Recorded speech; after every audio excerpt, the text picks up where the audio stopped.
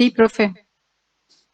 Bueno, vamos a repasar como este Power, a ver si quedaron algunas dudas, como que se vayan resolviendo, ¿les parece?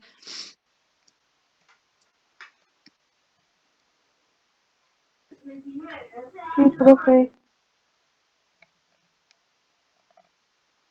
Bien, hablemos que la hipertensión gestacional es el desarrollo del aumento de la presión arterial en el embarazo después de las 20 semanas de gestación. Hay diferentes alteraciones hipertensivas durante el embarazo, las cuales constituyen las complicaciones más comunes que llevan a la morbimortalidad materno-fetal. Bien, es por eso que es necesario que todo el equipo de salud sepa manejar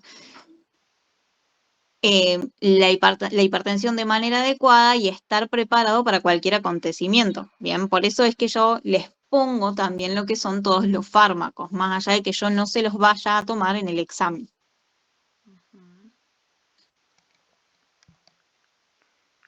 Como objetivo general, ¿qué es lo que tiene el conocer todo lo que es la hipertensión gestacional? Es fundamental el saber acerca de la hipertensión arterial durante la gestación. Entonces nosotros necesitamos saber cuáles son todos los estadios hipertensivos para saber cómo nos tenemos que manejar según cada uno de estos estadios. ¿Cuáles eran los estadios que habíamos visto?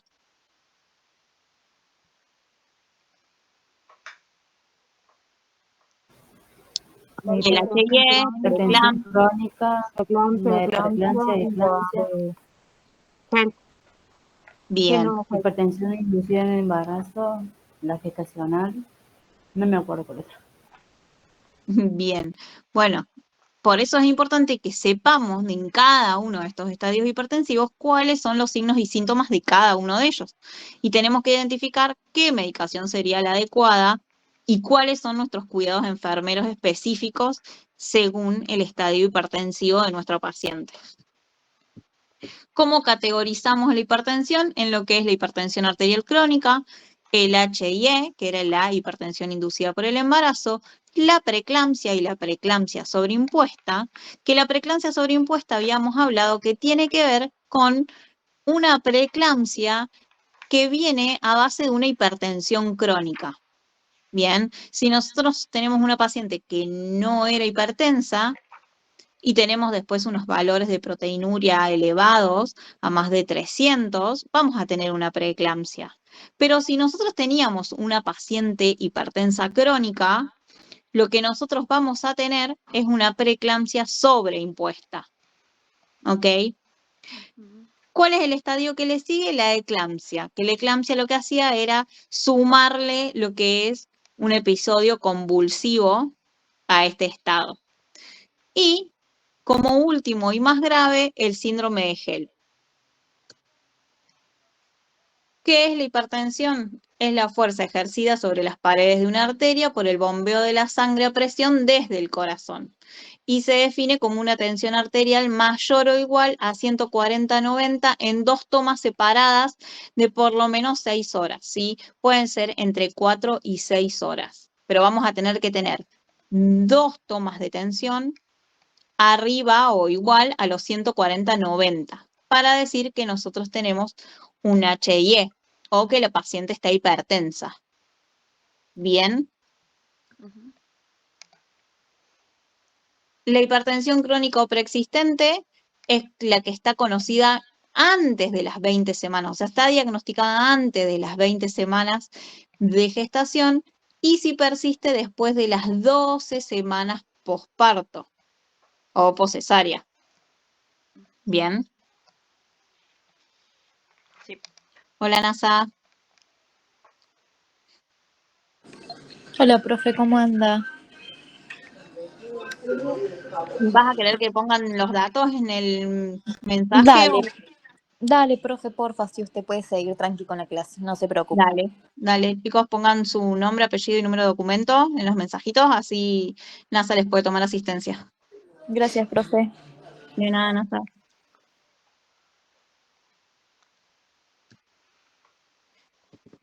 Bien, cuando hablamos de hipertensión gestacional o hipertensión inducida por el embarazo, es la hipertensión diagnosticada después de las 20 semanas de gestación, previamente normotensa, o sea que no habíamos tenido registros de tensiones arteriales por encima de los 140-90 y con resolución antes de las 12 semanas posparto, ¿sí? En ese transcurso de las 12 semanas posparto debemos volver a las tensiones normales, ¿sí? Que las tensiones normales deberían ser 120-80 o menos. ¿Cuáles son los signos y síntomas específicos en el HIE? Son cefalea, alteración de la visión, que puede ser visión borrosa o escotomas centellantes. ¿Alguien sabe lo que son los escotomas? Es cuando la persona ve como lucecitas de colores, ¿puede ser? Perfecto, sí, ve como lucecitas, abre los ojos y ve como si fuese estrellitas o lucecitas. Nada, y eso es lo que hace como una alteración en lo que es la visión. Después algo muy común es el dolor epigástrico, ¿sí? O en el hipocondrio derecho, pero sobre todo el dolor epigástrico. Puede haber oliguria y edemas. Generalmente en un HIE empezamos con los edemas en lo que son los miembros inferiores. Ya vamos a ver que si vamos avanzando en estadios hipertensivos, los edemas ya van a ser generalizados. Bien. La preeclampsia y la preeclampsia sobreimpuesta. Este En ya los es un miembros inferiores, dijo profe, disculpe. Sí, en los miembros inferiores. Ah, bien, gracias. Bueno, después tenemos lo que es la preeclampsia y la preeclampsia sobreimpuesta. Esto ocurre, volvemos a lo mismo, después de las 20 semanas de gestación y está determinado por una hipertensión normal o basal, pero que está acompañada de proteinuria, ¿sí? O sea, nosotros podemos llegar a tener tensiones dentro de parámetros normales o hasta los parámetros, un 140-90, manteniéndolo, que nosotros ahí ya tendríamos diagnosticado nuestro HIE. Pero, ¿qué hace la preeclampsia? Le suma la proteinuria, ¿sí? La proteinuria, ¿alguien me puede decir qué es? Exceso de proteína en la orina. Bien, De proteína en la orina. bien. ¿Y alguien sabe cómo se toma la proteinuria? Por análisis de orina, Sí, ¿alguien sabe cómo? como tipo un test de embarazo, sería un test. ¿Es con la tira reactiva? Es con una tira reactiva, pero lo que se hace primero es, bueno, tomar una muestra donde va a decir que hay proteína en orina, ¿sí? Se hace un índice de proteína, es en una orina completa, pero después para poder establecer cuáles son, o sea, la cantidad de gramos de proteína en orina se hace en 24 horas, ¿sí? Entonces se toma la muestra de 24 horas de orina para poder diagnosticar la proteinuria de más de 5 gramos en orina en 24 horas, ¿sí? O si hay un aumento brusco de proteína. ¿Cuáles son los signos y síntomas en la preeclampsia? Dijo más de 5 gramos cada 24 horas. En 24 horas. Ah, bien. Por O eso se sea, junta la pero profe, orina está la tira 24 horas. reactiva, ¿Cómo? está la tira reactiva que ahí se detecta la presencia de las proteínas Claro, y con para la... detectar cuánto de estas proteínas está, se hace el análisis de orina de 24 horas. Exactamente. ¿Cuáles son los signos y síntomas de la preeclampsia? Vamos a seguir con lo que es la cefalea y cualquier alteración visual, dolor en el epigastrio que va a ser más persistente y más fuerte, hiperreflexia patelar, aumento súbito de peso y edema generalizado. Una paciente que nosotros tenemos internada por una posible preeclampsia, la vamos a pesar todos los días para ver si hay aumento de peso, que este aumento de peso tiene que ver al edema, ¿sí? Empieza a ser una retención de líquidos que hace que aumente la paciente de peso. Bien. va a haber otros ¿Es índices por como el eso que se aumento le evita dar líquido, profe?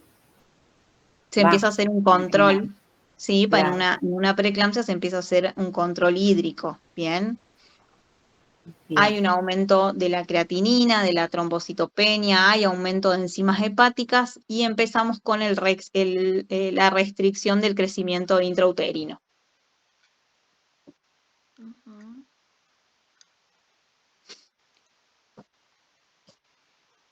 En la eclampsia, ¿sí? Lo que tenemos es la aparición de de convulsiones tónico-clónicas, que puede llegar a ser en una mujer embarazada o puérpera, ¿sí? Si nosotros tenemos un episodio convulsivo hasta 8 semanas pospartos que no tenga que ver con algo neurológico, quiere decir que la paciente está sufriendo de una eclampsia.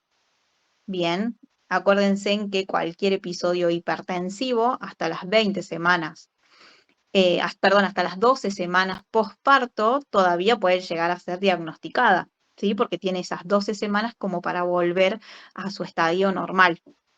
Entonces, hasta 8 semanas posparto, una convulsión puede dar indicio de una eclampsia, ¿sí? No antes visualizada. Puede haber sido una preeclampsia no diagnosticada. ¿Se entiende? Profe, ¿qué son? ¿Qué significa tónico clónica? Cuando la paciente convulsiona con movimiento, ¿sí? El movimiento eh, como una paciente cuando tiembla, Sí. bien, eso es una convulsión tónico-clónica. Profe, ¿las convulsiones son después del posparto o pueden ocurrir Pueden ocurrir durante el parto, y después? preparto o hasta 8 semanas posparto, ¿sí? Puede ser durante el embarazo que empieza a convulsionar. Ok. En el parto también. ¿Sí? Si nosotros tenemos una hipertensión no controlada, ¿sí? O sea, lo que nosotros vamos a tener ahí es una crisis hipertensiva que puede dar origen a una convulsión. Por eso nosotros debemos conocer las tensiones y debemos manejar el control de tensión arterial constante, ¿sí? En una paciente que es un HIE, durante el trabajo de parto, nosotros vamos a controlar las tensiones cada 2 horas y vamos a estar atentos a todos estos signos que yo les estoy diciendo, como el dolor epigástrico. ¿Se acuerdan que habíamos hablado el otro día en clase sobre esta paciente que les contaba yo que había empezado a tener como mucho dolor en la boca del estómago, mucho dolor en la boca del estómago, y que la terminamos derivando a la terapia Sí, profe. porque era un síndrome de HELP? Bien, esta paciente, ¿cómo había entrado? Había entrado como una paciente sin ningún tipo de diagnóstico porque no se había controlado, ¿sí? No había ingresado hipertensa, pero su laboratorio terminó marcando un síndrome de HELP, que podría haber ocasionado una eclampsia, sí.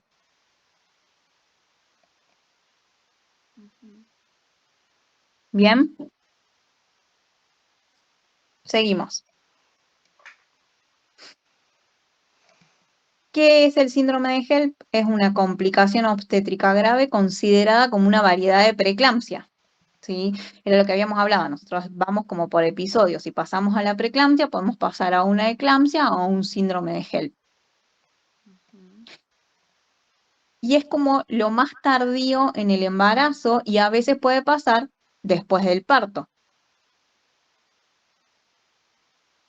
Y lo que les decía, se puede presentarse sin haber tenido ningún tipo de antecedentes antes, ¿sí? Sin haber estado hipertensa y sin haber tenido proteína en orina. Profe, pero todo esto, al síndrome de HELP, o no sé, preeclampsia, eclampsia, ¿se llega, o sea, puede pasar por el no controlarse o sucede simplemente? Esa es la duda que tengo yo. Ambas. ¿Simplemente pasa ambas. ¿Sí? Puede ser un embarazo controlado que en ningún momento hizo tensiones arteriales, entonces más que un laboratorio normal no se les hizo índices, las tensiones en todos sus controles eran normales. Mi paciente ingresa, las que yo les contaba el otro día, mi paciente ingresa a la sala de parto con una tensión normal de 120/70, 120/80, algo así. Y posparto hace unos 140/90. No hacemos la ergonovina por esa razón, y cuando empezamos a hacer los controles posparto para levantarla, la paciente dice que empieza con dolor en la boca del estómago, dolor en la boca del estómago. Empezamos a tomar la tensión y empezamos a marcar 140/50, 140/90, 150/100, 160/110. En los laboratorios que le sacan posparto, ahí se empieza a ver que hay una hemólisis, están las enzimas hepáticas elevadas y empieza a haber un conteo más bajo de plaquetas que a las que tenía en el primer control al ingreso.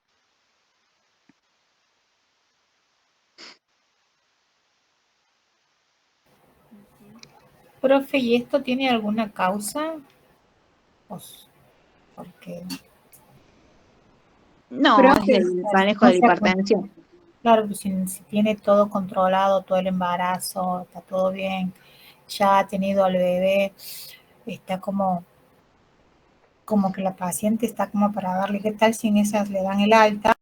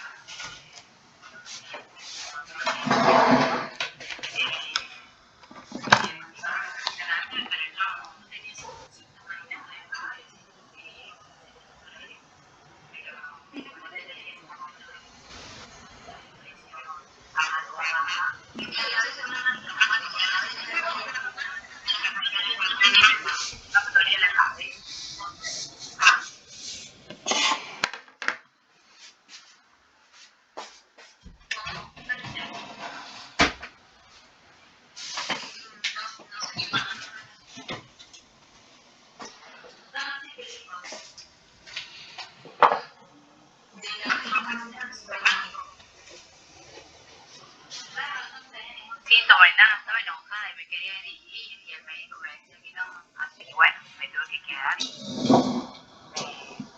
me hicieron cesárea. Bien, lo que se toma para una decisión de una cesárea es primero las tensiones arteriales. Nosotros para replicar el trabajo de parto y que se produzca el parto, nosotros tenemos que normalizar la tensión. Imagínense que la fuerza del trabajo y el dolor de la fuerza del trabajo de parto va a hacer que la paciente ya no consiga ir a la tensión. Entonces, una paciente que iba a prevenir con una preferencia, nos vamos a optar por a los servicios de atención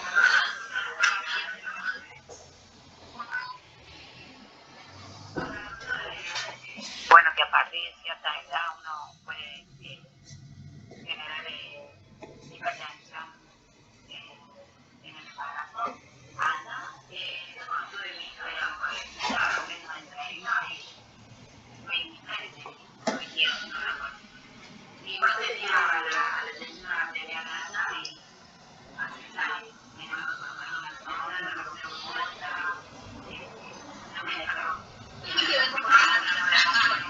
o sea, depende en este momento, habría que ver toda la historia clínica como para poder sacar una conclusión. Los antecedentes, los factores de riesgo tienen que ver tanto como para la paciente muy joven o para la paciente ya adulta. Sí, arriba de los 35 es un factor de riesgo, pero abajo de los 20 también. Pero ¿qué le pasa a la consulta? Sí, en un momento el síndrome de HELP menciona la reducción de las plaquetas. Eso tiene que ver porque ya hay daño en los órganos, porque se empieza a dañar lo que es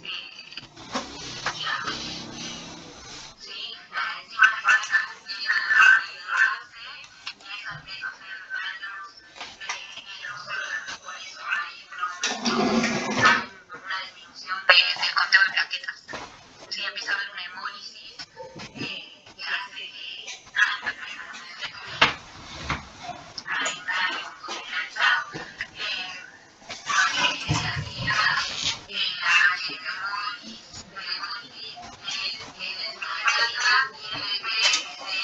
conteo bajo de plaquetas, que en realidad es porque las siglas son en inglés.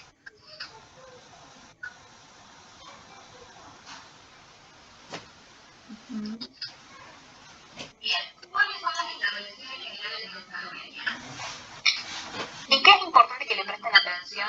No solamente a lo que nosotros tenemos que hacer, pero además a lo que son las intervenciones. Piden a ustedes que escriban intervenciones o acciones de enfermería. Son como tipo control de signos vitales, lavado de manos. Y como que no saben qué más poner, se entiende que está bueno que le presten atención a las intervenciones.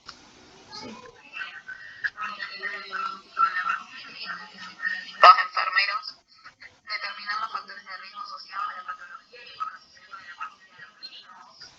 Y por tanto deben indicaciones que aparte de la manera de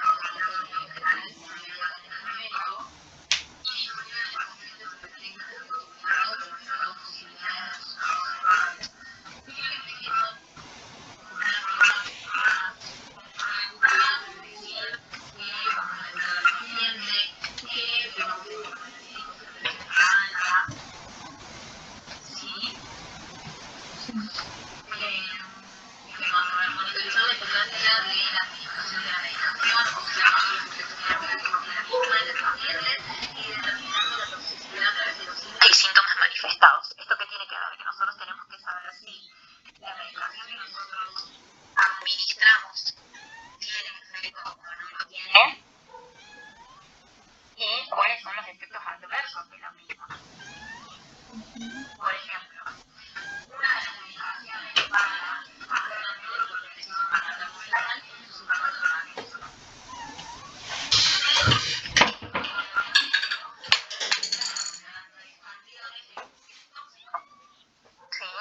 Entonces nosotros tenemos que saber cómo vamos a poder contrarrestar esa toxicidad. Y necesitamos poder ver los signos y síntomas para darnos cuenta de si algo está pasando. ¿Sí? Si la medicación que nosotros estamos administrando está haciendo algo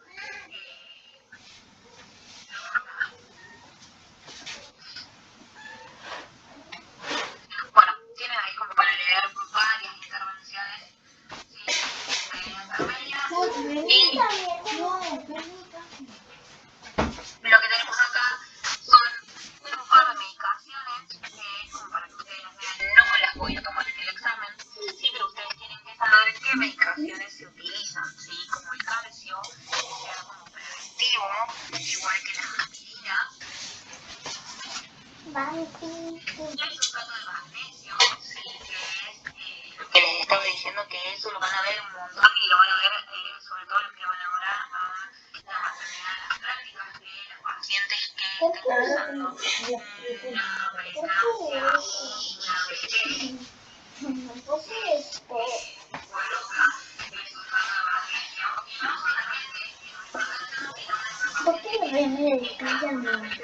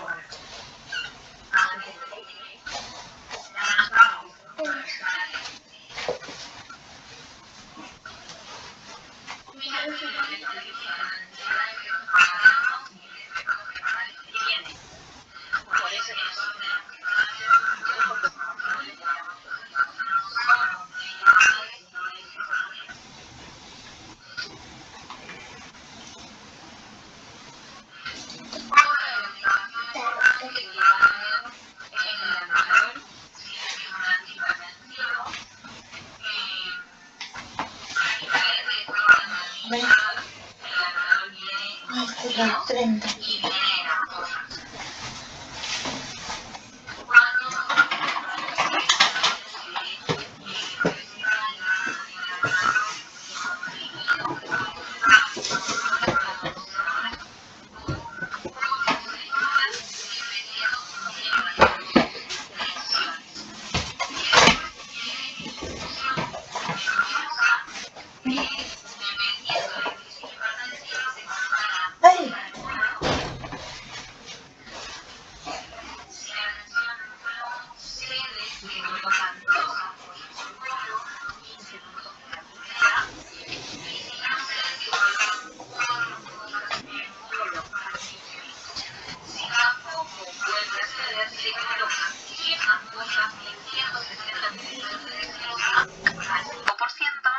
Y se coloca en una infusión, en una bomba, que comienza a unos 5 o 10 mililitros por hora, dependiendo de la indicación médica. Esto es como para que lo sepan, digamos.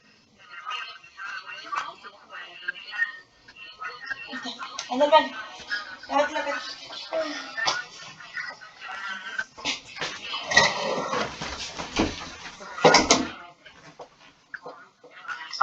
Sí. Y lo mismo los efectos maternos, sí.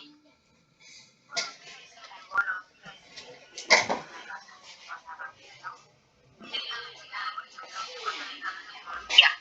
Sí, ni siquiera se diluye, ¿verdad? Bueno, lo podemos diluir un poco, pero algo más directo.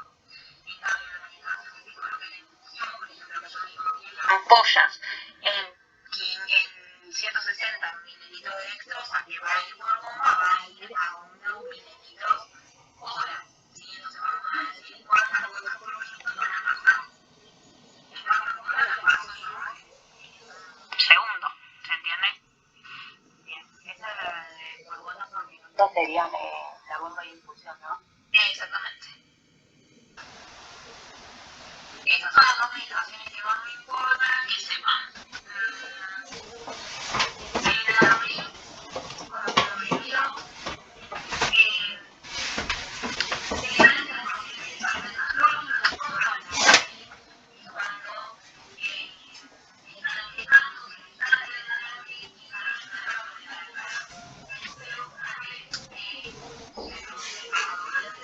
El talón deja de ser eficiente y se vuelve otra vez a lo que es el enalapril, que pueden ser de 5 o 10 miligramos por día o hasta 20 miligramos, dependiendo las tensiones que haya manejado y el peso de la paciente.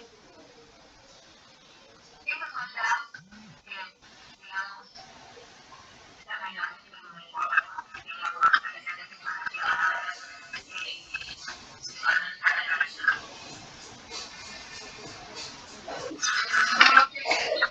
Lo que se ve mucho, bueno, pero no es con la preeclampsia y eso, oxitocina.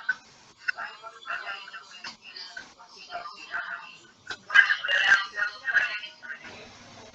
no es para acelerar. No, la oxitocina lo que va a hacer es para la acumulación.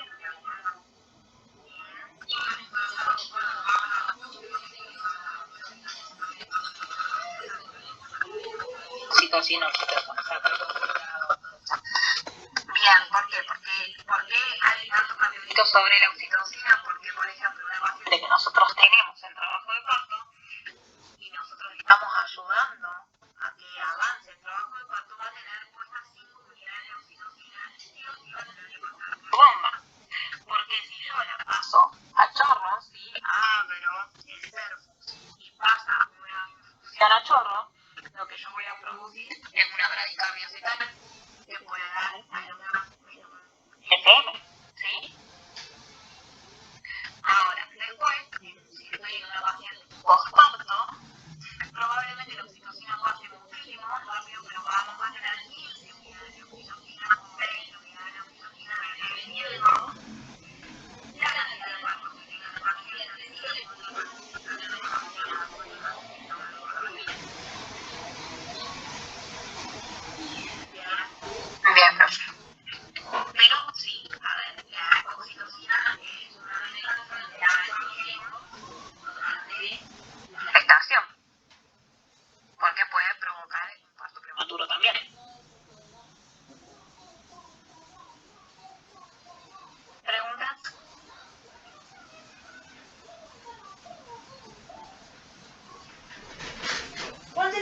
Santiago, dale, vamos.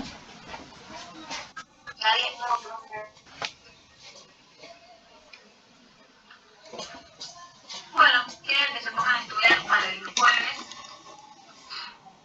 No lo organizamos, pero probablemente sea igual que el primer parcial y van a tener el recuperatorio, vamos a corregir el mismo jueves y bueno, cada uno sabrá si lo tendrá que recuperar o no, o si tienen que recuperar también el primero cuando volvamos de las vacaciones.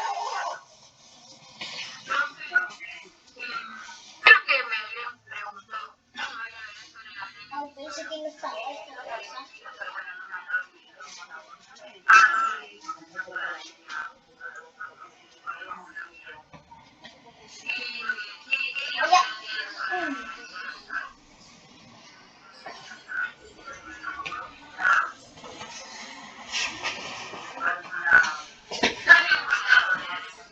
Habíamos hablado que se producía porque había un ritmo de que